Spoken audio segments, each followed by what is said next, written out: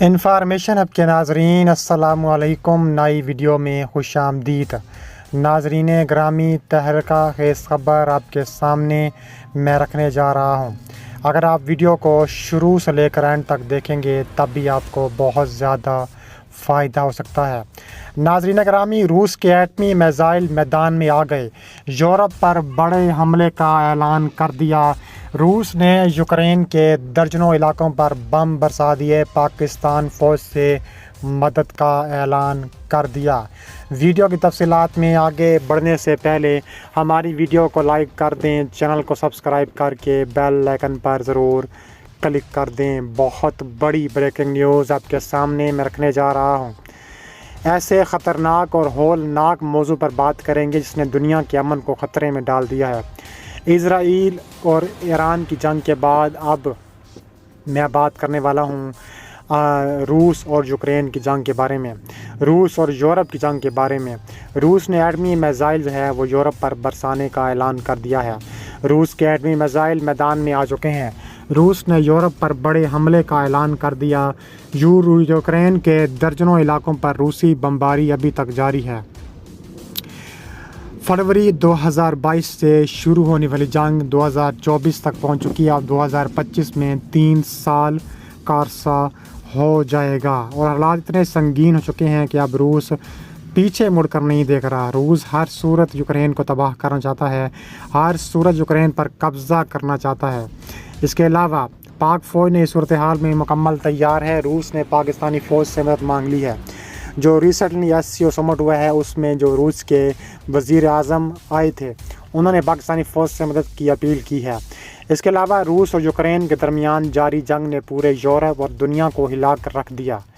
اس جنگ نے نہ صرف یورپ بلکہ عالمی طاقتوں کے درمیان نئی صف بندیاں پیدا کر دی ہیں۔ روس نے ایٹمی طاقت کا مظاہرہ کرتے ہوئے یورپ پر حملے کی دھمکی دی ہے، جس سے دنیا بھر میں خوف و ہراس پھیل چکا ہے۔ اس کے علاوہ روس اور یوکرین کے درمیان تنازع کئی سالوں پر محیط ہے۔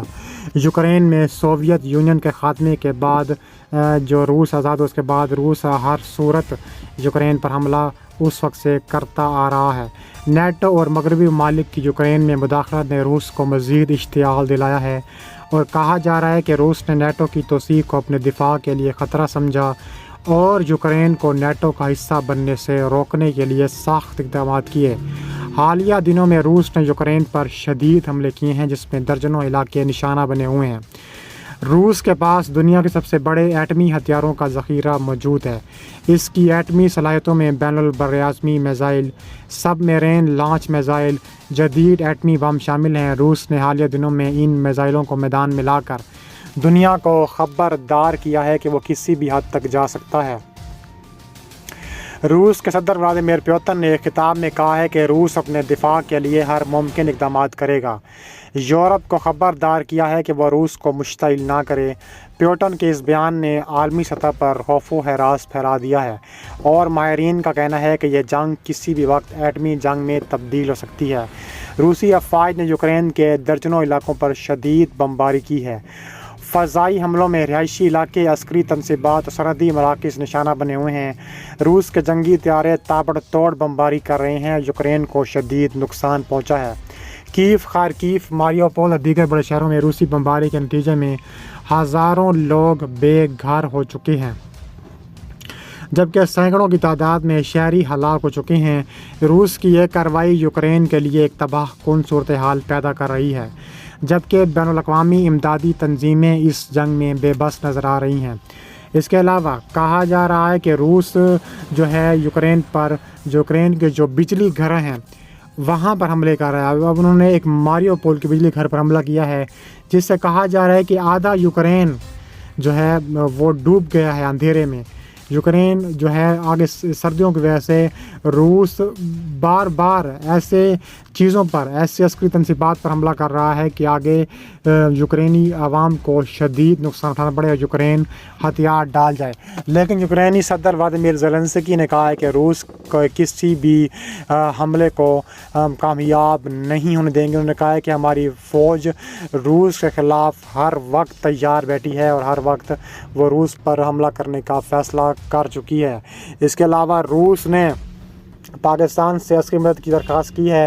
ولادیمیر پوٹن نے پاکستانی حکام سے ڈائریکٹ رابطہ کیا ہے اور خطے میں جاری جنگی حالات پر بات چیت کی۔ روس نے پاکستان کی فوجی صلاحیتوں کو سراہا اور اس جنگ میں تعاون کی امید ظاہر کی۔ پاکستان نے اس درخواست پر مثبت رد عمل دیا ہے اور کہا ہے کہ وہ خطے میں امن کے لیے ہر ممکن کوشش کرے گا۔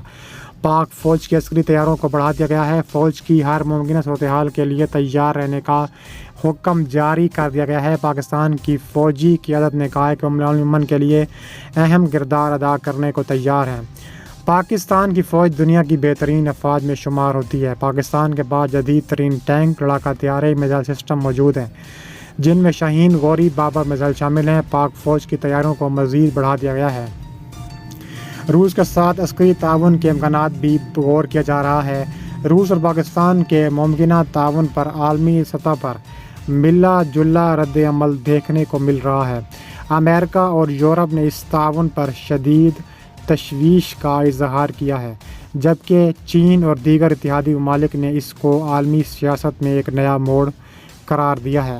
اس کے علاوہ روس، پاکستان اور چین کا اتحاد بھی عالمی سیاست میں طاقت کے توازن کو بدل کر رکھ سکتا ہے، اور کہا جا رہا ہے کہ روس نے جو یورپ پر بڑے حملے کی دھمکی دی ہے، ولادیمیر پوٹن نے اپنے ایک بیان میں کہا ہے کہ اگر نیٹو اور یورپی ممالک نے روس کے معاملات میں مداخلت جاری رکھی تو روس کے پاس کوئی اور راستہ نہیں ہے سوائے بڑے پیمانے کے حملے کے۔ یورپ کے بڑے شہروں میں خوف و ہراس پھیل چکا ہے، جبکہ روس کے ایٹمی میزائل یورپ کے کسی بھی شہر کو نشانہ بنا سکتے ہیں۔ برلن، پیرس، لندن اور دیگر بڑے شہر ممکنہ حملوں کے نشانے پر ہیں اور یورپی حکومتیں اپنی دفاعی تیاریاں کر رہی ہیں۔ روس کے ایٹمی میزائل یورپ پر حملے کی دھمکی، یوکرین پر بمباری اور پاکستان سے مدد درخواست نے عالمی سیاست کو ایک اہم موڑ پر لا کھڑا کیا ہے، اور آنے والے دنوں میں یہ دیکھنا ہوگا کہ کیا عالمی طاقتیں اس جنگ کو روکنے میں کامیاب ہوتی بھی ہیں یا نہیں۔ یہ جنگ دنیا کے ایک نئے عالمی تنازع کی طرف لے کر جائے گا، اور پاک فوج کی تیاریوں اور عالمی سیاست میں تبدیلیاں بہت بھی اہم ثابت ہو سکتی ہیں۔ اس کے علاوہ کہا جا رہا ہے کہ ولادیمیر زیلنسکی نے نیٹو کے سامنے روس پر فتح کا منصوبہ پیش کر دیا۔ یوکرین کے صدر ولادیمیر زیلنسکی نے نیٹو کے سامنے روس پر اپنی فتح کا منصوبہ آشکار کر دیا۔ رائٹرز کے مطابق گزشتہ روز دیے گئے انٹرویو میں نیٹو نے اپنا نظر ثانی شدہ ایجنڈا شائع کرتے ہوئے کہا ہے کہ یوکرین کے صدر ولادیمیر زیلنسکی نے آج جمعرات کو نیٹو کے وزرائے دفاع کے اجلاس میں شرکت کی۔ زیلنسکی نے وکٹری پلان کی بھی انکشاف کشائی کی ہے اور اتحادیوں سے مطالبہ کیا ہے کہ اگلے سال روس کے ساتھ اس جنگ کو ختم کرنا چاہتے ہیں، اس لیے اس کوشش میں کیف کو مضبوط کرنے کے لیے فوری اقدامات کریں۔ اس دوران کہا جا رہا ہے کہ نیٹو کے سربراہ مارک روٹے نے صحافیوں سے بتایا کہ زیلنسکی کے منصوبے کی تفصیلات سے آگاہ ہیں اور اگلے اقدامات کیا کرنے، اس حوالے سے وہ رکن اتحادی ممالک سے بھی رابطے میں دکھائی دیتے ہیں۔